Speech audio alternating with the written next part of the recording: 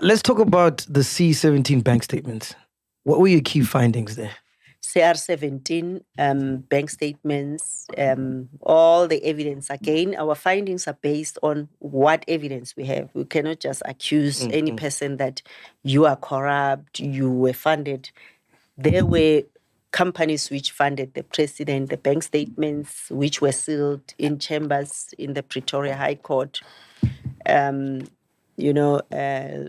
of companies donated millions, which were paid into the account, which was opened by the campaigns managers of the president, who were interviewed, who agreed that yes, indeed, we were going around asking for donations. Indeed, the president, then the deputy president, attended all those dinners asking for money. We interviewed the late,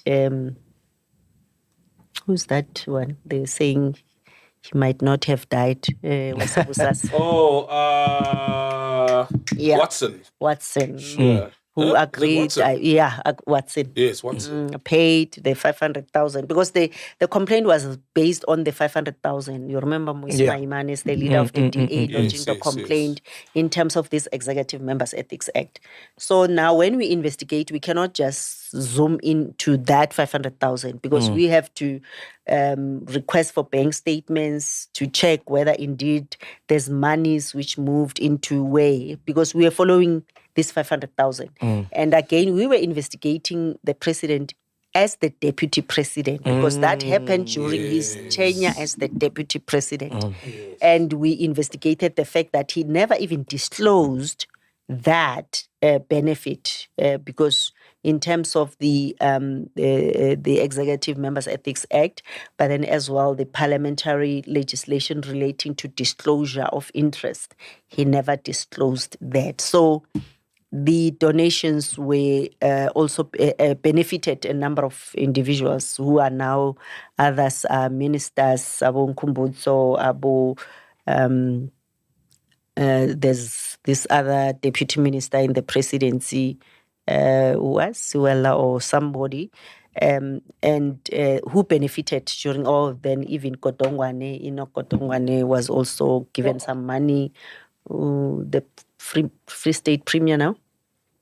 The new guy. Can you check for that for us for the fact check? Yes. So he also was paid some money. So that's what we found. So during my testimony, or even when I was challenging the matter at Constitutional Court, was that there was also evidence which proved that he was involved. What's the name? What's the name, fact checker?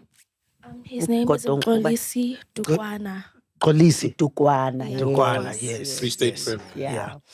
So there was also an email where the president wrote, or then the then deputy president, asking transfer so much money to Godan to travel to do this. So that was the evidence which was before the public protector, and that's what then the court came back and said no, he was not involved, and I have some ulterior motives. I'm against the president and everything. So. Did you know it would cause so much controversy before you went public? I knew, yes, that, he's protected. And what do you mean he's protected? The way he's being portrayed by the media and everyone, that is this person. Actually, he came in with the ticket that he'll be fighting corruption. Yes. Unfortunately, then something like this happens. And he's also involved in that. And I met with him. I showed him the evidence we have, Section 79. So you meet with him before? I did. Wow. Well, that's what we do. Before we issue the report.